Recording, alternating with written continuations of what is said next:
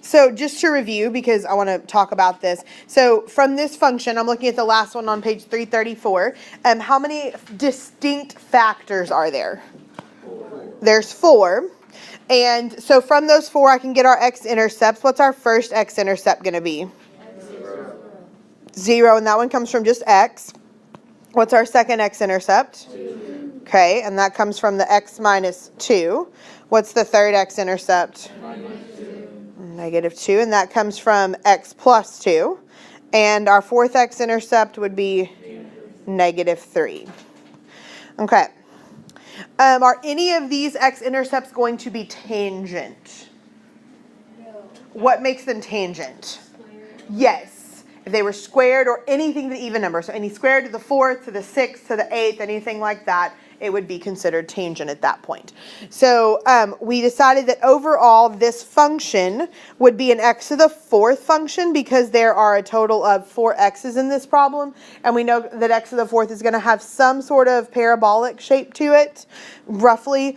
And then we were able to do a general sketch of this function yesterday based on my x and y axis, or just really the x-axis. Notice when I'm drawing these, I'm not even worrying about the y-axis because we don't actually know where our mins and maxes are. In order to find those, what would we actually have to do?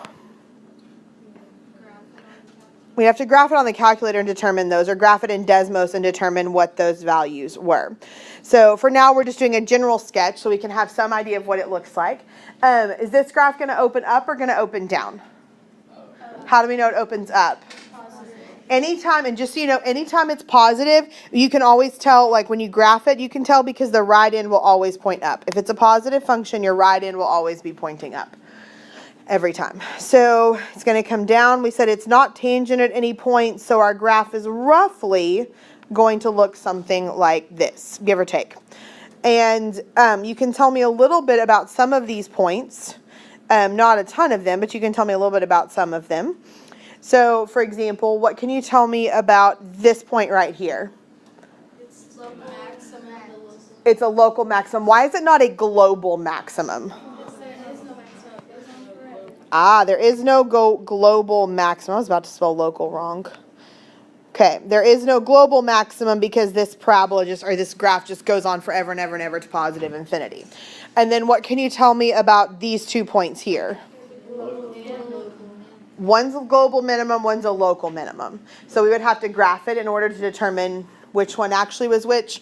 But we could safely say, I feel like, that this one is going to be the global because it's the lowest. And I can tell you that one's going to be the lowest because of how, most likely, because of how this graph is right here. Like, because these are further apart, so most likely this one's going to go lower than this one is here.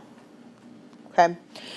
So most likely. But again, that's something I would graph. But we do know one of these is going to be a global minimum and the other one is going to be a local minimum. How many turning points does this graph have?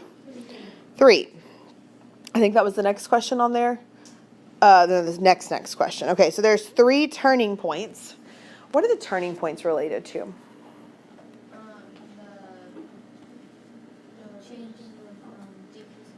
They're changing from decreasing to increasing.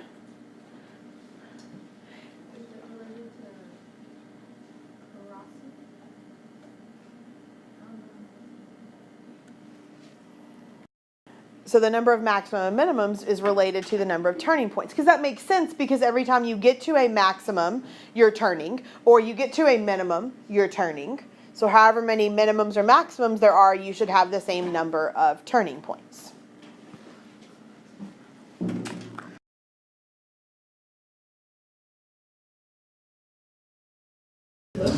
All right, so problem B on what page did I say we were on? 336. Okay. So I have this function, f of x equals negative x minus 4 times x minus 1 times x plus 1 times x plus 2. First of all, how many distinct factors are there here? 4. So how many x-intercepts are there going to be? Wait, actually, isn't there 5? There's technically negative 1. So the only time you have a factor is when there's an x attached to it. So yes, there is a negative 1 here, but that doesn't have an x with it. So what does that negative 1 tell us about the graph? It flips over. Yeah, it's going to be negative. It's going to be like it's the right end of the graph is going to be pointing down. So whether it's like parabolic and both ends are decreasing or both ends are pointing down, or it's like a cubic function and the right end is pointing down, we do know that it's going to be something to do with a negative graph. That's all it tells us. So what about x minus 4? What does that tell us our x-intercept is? 4. Positive 4. Okay, x minus 1, what does that give us for an x-intercept? 1. Okay. X plus 1, what does that give us? -1. Okay. And x plus 2? -2. Negative 2. Oops, sorry, that should be yellow. Okay, so that gives us our final intercept of x equals negative 2. So I'm going to go over, I'm going to draw a graph here. And 1, 2, 3, 4. 1, 2, 3, 4. Label my intercepts. I have one at 4. I have one at 1, negative 1, and negative 2. So, in total, what's the parent function of this function? Like, if I were to multiply all of this out, what would my degree of my polynomial be? X to the 4th. And the reason it would be x to the 4th is because I would multiply x times x times x times x. So there's 4 x's. So I would end up with an x to the 4th function, which means we know x to the 4th is going to be some parabolic-ish shape. But this one's not going to open up. You already told me this one's going to open down. So I can do some sort of negative graph. So I know in general my graph's going to look something like that. It's going to have some curves in it along the way. That's what happens. The more degrees you get in your polynomial, the curvier it gets. So we know our x-intercepts are, so we can roughly sketch our graph because we know it's going to start down here. And it's going to go up. At the yellow point at negative 2, is it tangent or does it cross? Crosses. What about at negative 1? Cross. Okay, what about at positive 1? Cross. And what about at negative or positive 4? Cross. So my graph is going to look like this. Give or take. So, do what? Okay. So talk to me about my end behavior. So end behavior is what's happening. And when it talks about as x goes to positive infinity, just as a review, if we're talking about x's, which go left and right, if x is going to positive infinity, which end of the graph am I looking at? The right end. Anytime it's positive and x is going to positive infinity, we're looking at the right end. The negative infinity is the left end. And I'll continue to label those right and left because I know we're still just getting used to this idea of writing them like that. So the right end of the graph, where is it pointing? Down, so it's going to negative infinity. And where's the left end of the graph pointing? Negative infinity as well. They're both going to negative infinity. What else can you tell me about this graph, like as far as like maximum and minimums and stuff like that? It has a local maximum and a local minimum. It's going to have a global and a local maximum. So these are going to be my globals and locals, one of each. Not sure which one's which. Most likely, this one is our global, but not necessarily. So we just want to make sure we graph it to be sure of that. What about this point down here? What's it going to be? Local minimum. Local minimum. And we can be assured of that. Does this have a global minimum? No. So remember, global means like over the course of the entire graph. Local means like in some small area. So if I were to zoom in and just look at this area here, then we can see that there is a minimum in that area. That's why it's called a local minimum, because in that little bitty part there is a minimum value. How many turning points does this graph have? 3. There's 3 different times it changes directions. Okay. Look at the next page. Problem 5. We're going to sketch a graph of the polynomial function. We're going to do a lot of the same thing. So first question, how many distinct factors are there? 2. Okay. What is the first x-intercept? 1. 0. Gives me 0. Do you know how we solve that? If you're not sure what the x-intercept's going to be, you take each factor and you set it equal to 0. So we would say x squared equals 0 and x minus 4 equals 0. So then obviously here I would add 4 to both sides and get positive 4. How do I solve this one where I have x squared equals 0? And you unsquare, you take the square root of it, so you still get 0. So my two x-intercepts are x equals 0 and x equals 4. So I'm going to graph that over here. Oh, look, they gave us a graph. Nice. They're so kind, aren't they? X equals 0 and x equals 4. Okay. Are either of these x-intercepts going to be tangent? Yes. Which one? 0. What makes that one tangent and not x minus 4? Even exponent. It's an even exponent. So because that was raised to the second power, this one is going to be tangent. And that means this one is going to cross.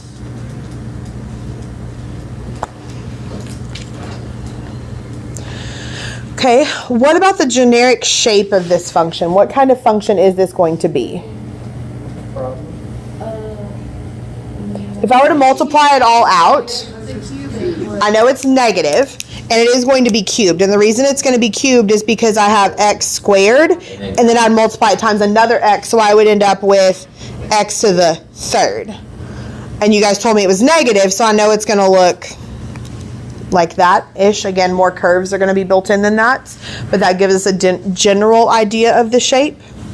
There is a long process. Like if you go back and look in the table or in the book, like if you look back at the page before, there's this big table they want you to fill in to determine what the graph's going to look like, which I think is completely unnecessary because you can figure it out just using common sense. Or if nothing else, you can always just graph it and see what it looks like and then sketch that. So if I look at my graph that we have here, we know it's going to start up towards positive infinity.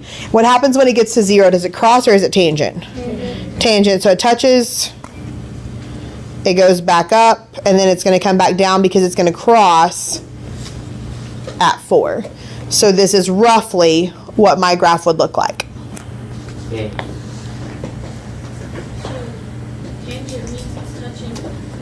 Tangent just means it touches at the x-intercept and then it goes right back up again. It doesn't cross. Yeah, it doesn't cross the x-axis at that point. It just touches the x-axis there. So talk to me about my end behaviors. Okay, the way we write in behaviors. So as x approaches positive infinity, f of x approaches something.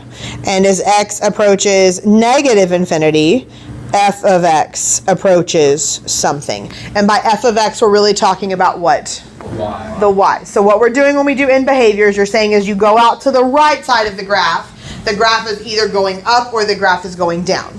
And then it's also saying as we go out to the left side of our graph, the graph is either going up or it's going down. And we just have to determine which one of those it is. So the positive infinity we said was our right side. What's happening at the right end of our graph? It's going down. It's going to negative infinity.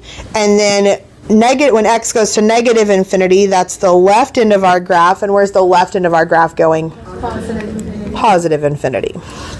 So there we figured out our end behaviors. So our last problem is one that I'm going to make up because I want to talk about some specific instances. So I have f of x equals x minus 3 squared times x plus 2 times x minus 4.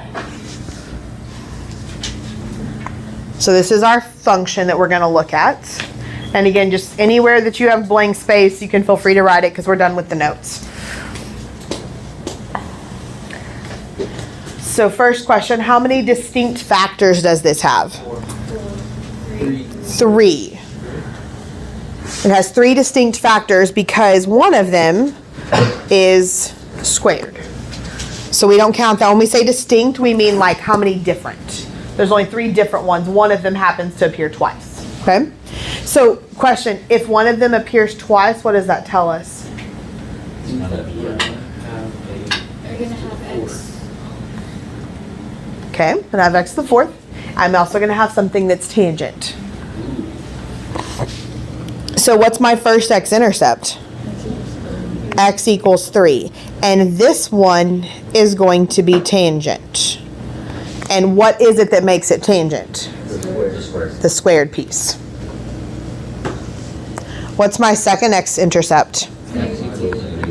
Negative 2. Is that one going to be tangent or cross? Cross. Okay. And then my third x-intercept is And is that one going to be tangent or is that one going to cross? Okay. So in total, thinking about this function on the whole, if I were to do all the multiplication and actually multiply all of this out, this would end up being x to what power in total? 4. X to the 4th, so that tells me my graph is going to have some sort of parabolic shape. Is it going to open up or is it going to open down? Up. What makes it open up? Yes. So I have 3 X-intercepts, one at 3, one at -2, and one at +4.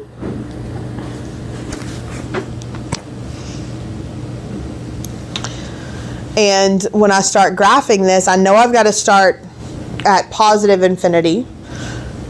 And it's going to go down. What happens at the blue one? Does it crosses. And then I'm going to go back up eventually. What happens when I get to x equals 3? It's tangent. That means it's going to touch it and it's going to go back down. And then what has to happen? It's got to cross, so it's got to go back up. So my graph is going to look, give or take, something like that. And notice when I've graphed these, have I put any tick marks on the y-axis? No, because I don't know where these values are specifically. I'm just labeling my x-axis because I know where those points are.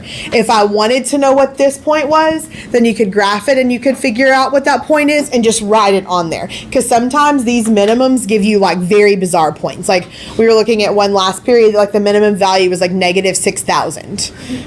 Yeah, I'm not going to ask you to draw 6,000 tick marks, okay? That's a little bit absurd. But you can write on here that this point is what, -1 and -6,000, okay? You can write that on there to get the idea of what's happening.